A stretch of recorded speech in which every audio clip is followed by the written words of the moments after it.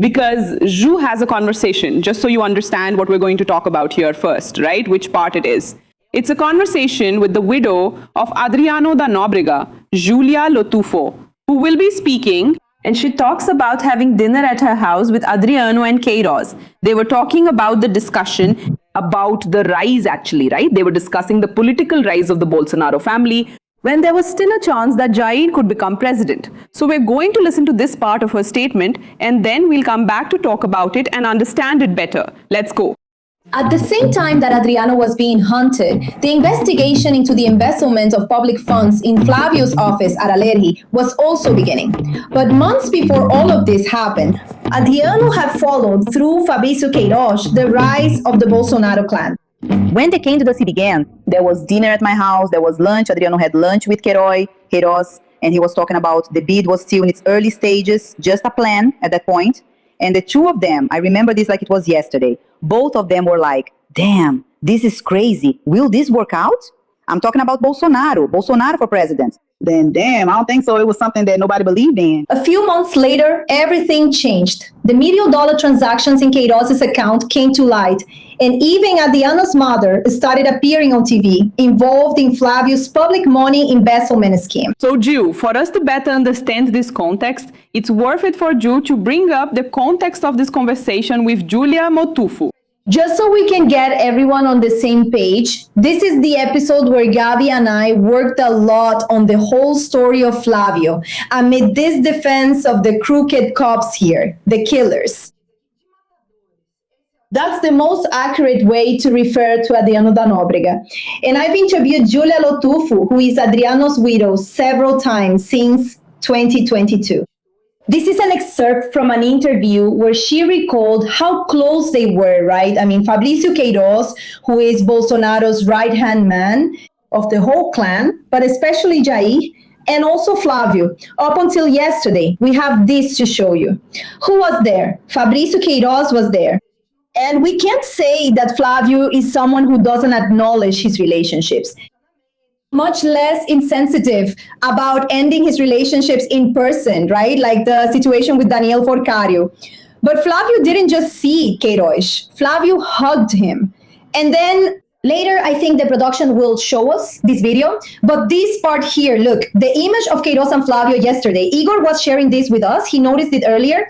But is this level of intimacy? And it was this person who talked with Adriano da Nóbrega to the point of bringing Adriano's mother and then wife into Flávio Bolsonaro's inner circle, along with Val from Jair Bolsonaro, the mother and the then wife, because between 2005 and 2007, she was still Adriano's wife. Later, I think from 2012 on, he started living with Júlia, who is the person you heard about, the woman he lived with during the last years of his life, practically the last decade of his life. And Júlia knows many details about how Adriano's mother and ex-wife participated in the criminal scheme. And recordings from Júlia, wiretaps obtained by the Rio de Janeiro Public Prosecutor's Office in operations investigating the militia. She also talked about that. The Public Prosecutor's Office has this evidence. Didn't use it, I'm not sure why. In it, she tells details about how she knew about the whole scheme in the office. This is another part I asked the production team to separate, because Júlia explained what she knew about how Adriano's mother and ex-wife participated in Flávio's office scheme. We have this part too, Ju. So let's play now Júlia talking about Daniela da Nóbrega, right? One of the ghost employees in Flávio's office when he was at Alerji. Let's listen. Júlia Nóbrega. It wasn't a saving he made by putting her in the office and not having to pay alimony, because he would return the money, so it wasn't a saving. But it was the way he wanted to make sure she could retire. Because he said no, because it's less of a burden on he wanted to make sure his mother and Daniela could retire. That's why he wanted the position. It was for the retirement. Then he would feel like less of a burden, you know? And then she would retire. And that's what Adriano wanted, to keep both of their positions to supplement the retirement. And then he would take that weight off his shoulders, you know? You know, the goal was to keep both of them in the position because financially it didn't make sense. Adriana had enough money to give it directly to them, right? That was the purpose. Júlia Nóbrega Pedro, good evening. I ended up getting nervous right at the beginning of my speech. I ended up being a bit awkward. Congratulations on your work. Thank you. Let me explain to those who are listening so you can understand what this so-called pension is, backpack on the back. Daniele especially is a ghost employee, Chico. It's different from the others. Because when the public prosecutor's office went to look there, how much Queiroz's daughter, Queiroz's wife, everyone there is closer to Queiroz, for example. What they did with their salaries from Lerge, they would withdraw and hand over, 70, 80, 90% of the salaries back in cash, withdrawing it directly at the counter. Or they would transfer it directly to Queiroz's account. And what does Daniele do? Daniele didn't return everything. And the percentage you see from Daniele's withdrawals, 20% of the total she received in salaries from LARJ over the decade. Okay, it's not just 1 or 2 months. No, it's over the decade when she was assigned to Flávio Bolsonaro's office.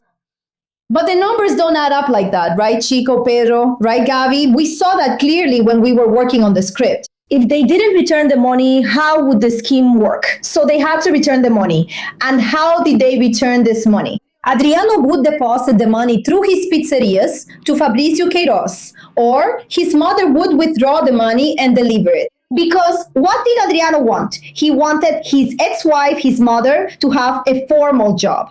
And so it wouldn't get in the way of their situation, right? And also so that at some point they could retire, which is what Júlia is talking about. So Flávio somehow received it, right? Because that's what this king shows. He receives money that comes from Adriano da Nóbrega, from Adriano da Nóbrega's businesses.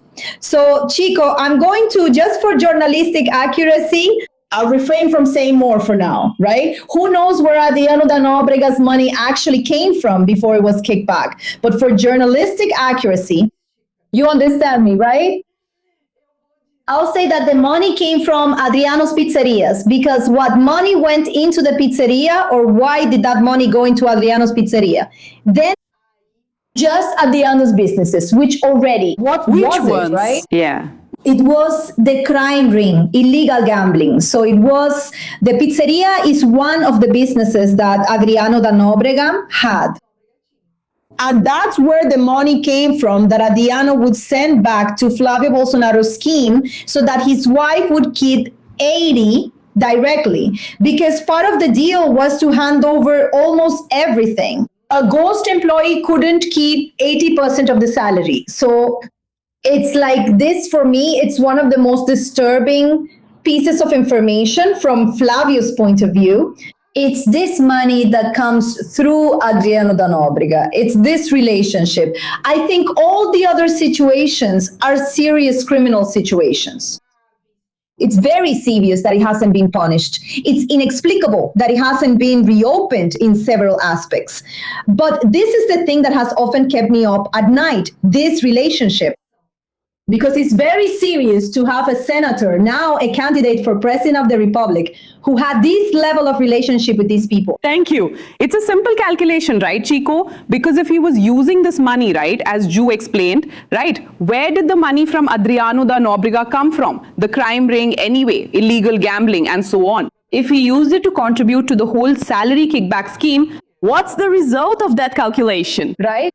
It's simple to do. No. Never adds up. And it's the same, Flávio, right? Gabi and Juliana, who on the stage yesterday, say they were going to fight the militia, the Red Command, the PCC in a tough way. Guys, look at the report from No Alvo for the podcast. That's it. This same guy can't fight these people who are the same ones who are closely tied to the crime groups in Rio de Janeiro.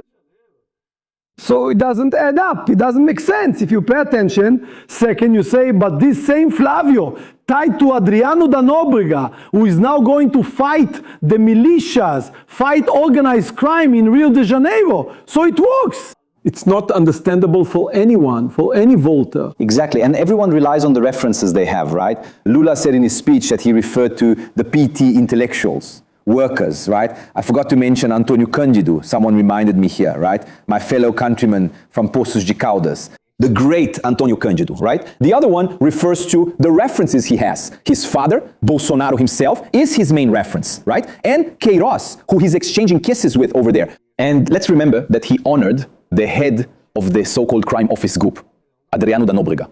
So the references are very clear as well, right? That says a lot about the vision for the country and what is expected for the future of Brazil. Ju, before I give the floor back, I just want to mention our poll here so our audience can participate in our conversation about what is the worst thing about Flávio Bolsonaro's past. So you can vote for being friends with a killer, being a ghost employee, asking Vorcaro for money, or even paying for property with cash. You have all these options to choose from. And if we were to include everything from his biography, it would be difficult to include everything here in the poll for our show, Ju. Am I supposed to vote on this? I already voted, I think. That's true. You did. That's why I'm calling the audience too, so they can choose their own, right? But I suspect they're going to follow the same line as well. But because you know what I vote for? My vote is going to be interesting because I vote for the use of cash.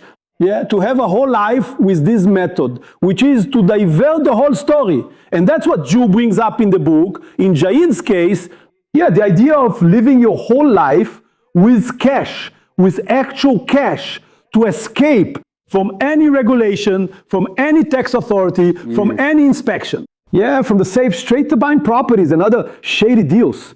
So I think this method really deserves a lot of attention when it comes time to vote. I'm going to vote for the way I phrased the poll, Chico, because like Gabby said here, if we were to dig into the biography, or in more popular terms, the record, this poll would be biblical, right? I would have so many options that we'd get lost. Ju, I want to thank you here for being on the show. You can wrap up your thoughts too, feel free. But I also want to invite everyone, of course, to listen to the second episode of No Alvo. What we discussed here, just a little taste, right, of what people will be able to check out. Yes, and there's another detail that I think we worked on a lot, right, Gabby? Which is all this talk he's been giving about how he's going to protect women. We explained very well how then Deputy Flávio Bolsonaro treated Judge Daniela Barbosa, which was like, she was badly assaulted by police officers in Rio de Janeiro while inspecting the Special Prison Battalion. That's the cue. The rest you can listen to in the audio, No Alvo. By the way, it's for those who were saying yesterday that they were going to defend the country against crime. Listen to how he defended the judge's attackers when he talked about this moment. But everything is very well explained there, and I think you all will really enjoy it, not just because it's informative, but because it's entertaining too, right, Gabby? That's right, Ju. So everyone can stay up to date with all the details of the story, right? And how hard it is to list them. The work of No Alvo is also about listing all the details of Flávio Bolsonaro's biography. Thank you, Ju. Good work over there. Thank you.